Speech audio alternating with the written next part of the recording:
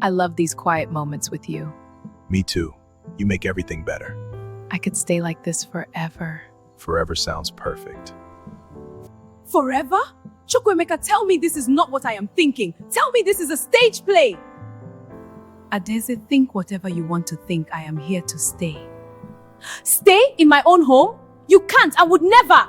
You heard her, woman. She is here to stay. Chukwuemeka, how could you after everything we've been through? And have I not repaid you back with this comfort you are enjoying today? Take a good look at yourself. You have changed! And so you may know I'm no longer into you anymore. I am now into this beauty. This is what I meant by beauty. Curves? You choose curves over me? Over loyalty? How could you? Before the mansion, before the black SUV, before the betrayal, there was only struggle, only hunger, only two people holding on to hope with bare hands. The rain fell heavily that night, leaking through the cracked zinc roof of their tiny one-room apartment. A small metal bowl sat in the middle of the floor, collecting drops of water that fell with slow, painful taps. The weak bulb above them flickered, like it too was tired of surviving. In one corner stood a small stove with an empty pot resting on top. There was no food left in the house, not even rice, not even Gary. Adeze had spent the last of her market money giving transport fare for Chukwu to attend a business meeting that morning. The room was quiet, except for the sound of rain and Chukwu's uneven breathing. He sat at the old wooden table, shoulders bent, his face buried in his palms. Several papers were spread before him. Business proposals, contract forms, stamped documents. One signature. Just one signature stood between him and the deal that could change their lives forever. But he had no money to secure it. His voice broke the silence. I've tried everyone. He looked up slowly, his eyes red with frustration. Every investor turned me down. They said, I'm too small. They said, I have nothing to offer. He let out a bitter laugh. Maybe they're right. Adeze's heart tightened. She had never seen him like this. This was the same man who once spoke of building an empire. The same man who promised her that one day she would never know suffering again. But tonight, he looked defeated, broken, like a man watching his dreams die in front of him. She moved closer and placed a gentle hand on his shoulder. Don't say that. Chukwu shook his head. It's over, Adeze. By tomorrow morning, if I don't raise the money, the contract goes to someone else. His voice cracked. This was our chance. Adeze looked at the empty pot, the leaking roof, the mattress on the floor, then back at the man she loved. Quietly, she stood up. Without saying a word, she walked the old wardrobe by the wall. From behind neatly folded wrappers, she pulled out a small velvet box. Her fingers lingered on it. She didn't open it immediately. For a moment, she just held it close, because inside that box was not just gold. It was memory, love, the last piece of her father she still had. Slowly, she opened it. The gold necklace shimmered faintly under the weak flickering bulb. A tear slipped down her cheek. Her late father had given it to her on the day of her wedding. His last words still echoed in her mind. No matter what happens, this will always remind you where you came from. Her hands trembled. Every part of her wanted to keep it, but then she looked at Chukwu again, at his pain, at the future slipping away from him. And in that moment, her decision was made. She walked back to the table and gently placed the necklace in his hand. Chukwu stared at it. then looked up at her in shock. Adaeze? No, this is your father's. Her voice was soft but firm. Your dream is my dream. He shook his head. I can't take this. Adaeze knelt beside him, tears in her eyes. Listen to me. Gold can be replaced. Dreams cannot. Take it. Their eyes locked. In that moment, Chukwu understood the depth of her love. He pulled her into his arms.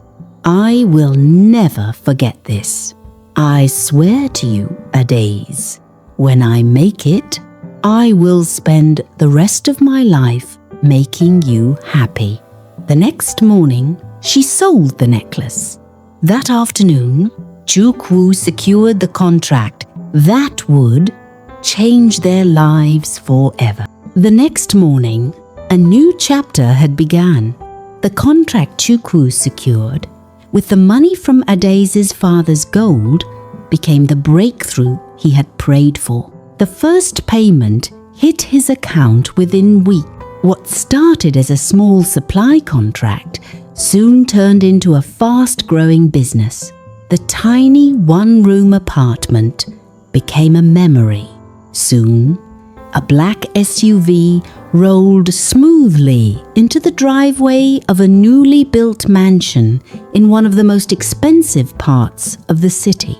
Adaeze stood on the balcony that evening, her hands resting gently on the railing as she looked down at the life they had once only imagined. For the first time in years, she smiled without pain, the life she had helped build. And Chukwu seemed determined to make good on his promise. He bought her clothes she had once admired in shop windows, gold earrings, designer handbags, a beautiful car with a ribbon tied to it. You deserve all this, Adaeze. She believed him.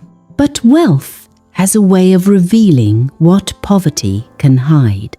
It started subtly.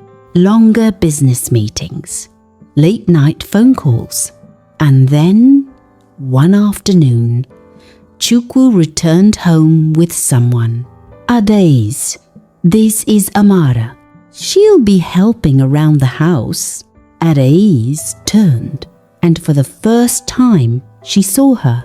Amara, young, confident, beautiful. Her yellow maid uniform was neat and fitted, hugging her frame in a way that immediately drew attention. Her smile was polite, but her eyes lingered, sharp, observant. Good afternoon, madam. Adaeze smiled warmly. You're welcome. At first, nothing seemed unusual. Amara cleaned well, moved around the house with quiet efficiency, but there was something about the way Chukwu looked at her, something that made Adaeze uncomfortable. At dinner, his eyes followed Amara when she served the food. When she walked past in the hallway, his gaze stayed too long. Still, Adaeze pushed the thought away. No, not Chukwu, not the man who promised never to forget. But the signs kept growing. One Monday morning, as Adaeze prepared to leave for the market, Chukwu adjusted his tie and said casually, I'll be working from home today. She paused. Again, he nodded without looking up. Too many things at the office. I need quiet. The next day, he said the same thing. Then the next. Soon, it became almost every day. Adaeze began to notice the routine. Every time she left, Chukwu stayed back. One evening, the truth was waiting for her at home. The sun had barely begun to set when Adaeze's phone buzzed. Her tailor called, Madam, the fabric supplier has postponed till tomorrow. She looked at the time, much earlier than she normally returned. For a moment, she considered staying out. Then something inside her whispered, Go home. The drive back felt strangely heavy. The house stood quiet, too quiet. Usually by this time, Amara would be in the kitchen, the scent of stew filling the air. But today, silence. Adéis walked into the house. As she walked past the hallway, she heard it. A laugh, soft, then another. I love these quiet moments with you. Me too. You make everything better. I could stay like this forever. Forever sounds perfect. Forever? Chukwuemeka, tell me this is not what I am thinking. Tell me this is a stage play. Adeze, think whatever you want to think. I am here to stay. Stay in my own home? You can't. I would never. You heard her, woman. She is here to stay. Take a good look at yourself. You have changed! And so you may know I'm no longer into you anymore. I am now into this beauty.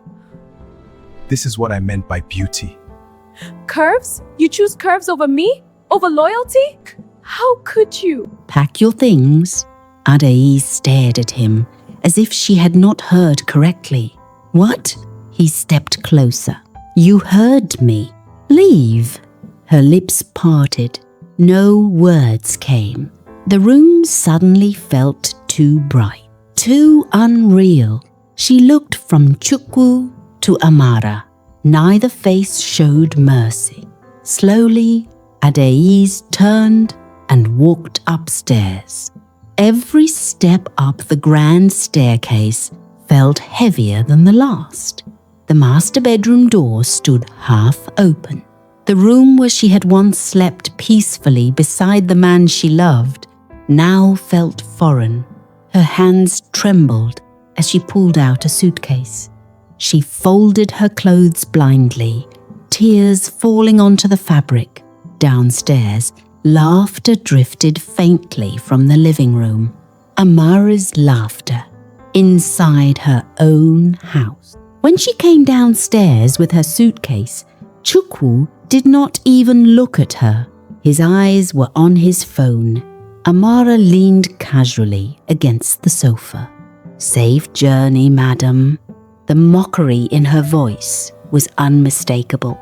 Adéis stopped, looked at her, then at Chukwu.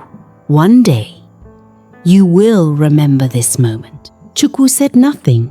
The driver carried her suitcase outside. The gate opened, and just like that, Adéis stood outside the same gate she had once entered as the woman of the house. The first week, everything seemed perfect. Chukwu was intoxicated by beauty, by curves.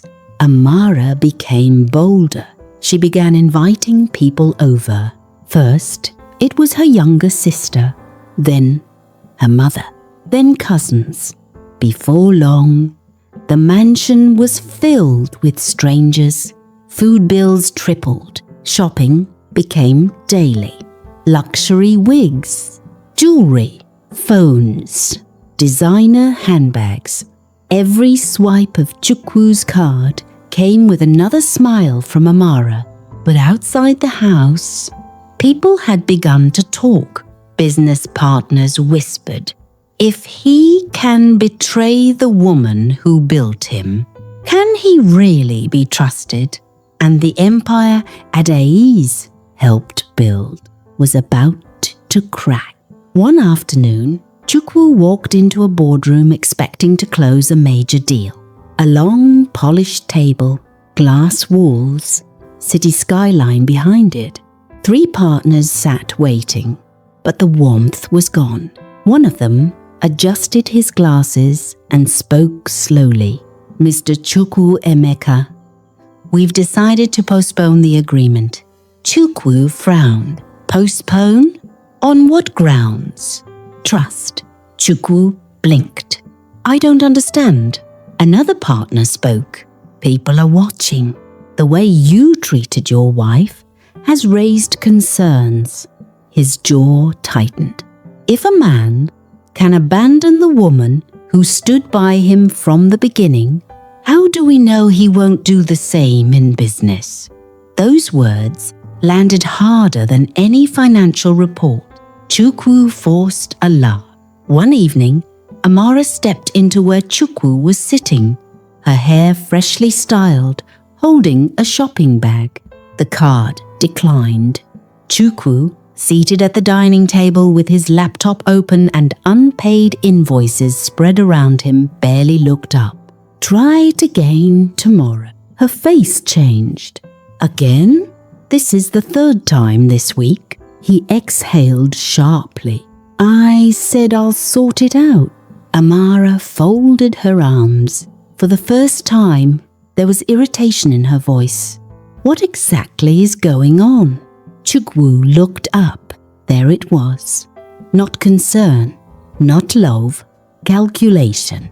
The kind of look that measures worth. That night, she lay beside him in silence. But her mind was already moving. The next few days confirmed it. The driver was dismissed.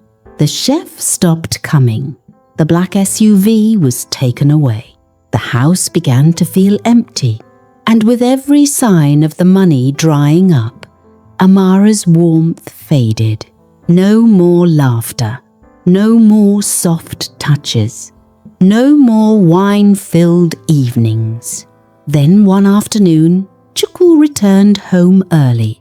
The mansion was unusually quiet. Too quiet.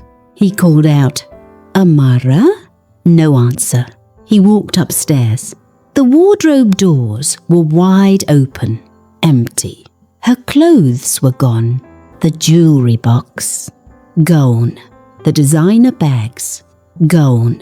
On the bed lay only one thing, a short note. He picked it up. His hands trembled. I can't sink with a drowning ship. That was all. No apology. No explanation. No goodbye. Only truth. The same woman he chose over loyalty had left him the moment the money disappeared. But while Chukwu was losing everything, Adaze was rising. The pain of betrayal had not destroyed her. It had rebuilt her.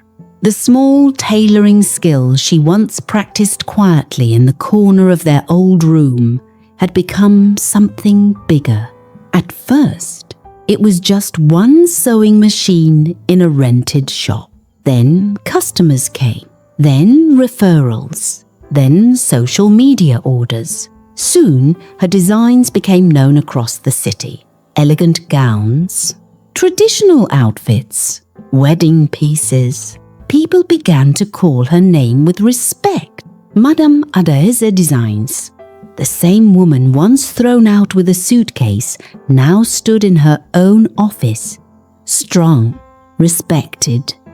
And Karma was about to bring Chukwu to her door. 3 months later, the rain was falling again, the kind that brings memory. Inside her office, Adaze sat behind a polished desk, reviewing sketches for a bridal collection. Her name was now on the glass door. Adaze's signature styles. Gold lettering. Elegant. Powerful. A quiet symbol of how far she had come. Then came the knock. Knock. Knock. Her assistant stepped in. Madam, there's a man here asking to see you. Adaze looked up. Who is it? The assistant hesitated. He says his name is Chukwu. Silence. For a moment, the room felt colder. The name alone carried 1,000 memories. She slowly stood. Let him in. The door opened, and there he was. Chukwu, but not the Chukwu she once knew. This man looked smaller, thinner. His expensive suits were gone. His eyes no longer carried pride, only regret. He stepped inside cautiously. His voice came out low, almost ashamed. Adaeze, she said. Nothing. She simply looked at him. I know I have no right to be here, but I had nowhere else to go. Adaze's face remained calm, unreadable. He looked around the office. You did it. She finally spoke. I had to. His eyes filled with shame. Adaeze, I was a fool. He took a step closer. I lost everything, and Amara left. I came to ask for your help. The room went silent. This was the moment. The same man who once threw her out now stood before her asking for mercy. She slowly walked around the desk, stopped in front of him, looked directly into his eyes, then said quietly, "The man I loved died the day you chose her curves over my loyalty. I buried him the night you closed that gate behind me. Security, get this man out of my sight. Go well, Chukwu. A man who forgets where his roots grew will die thirsty in someone else's garden."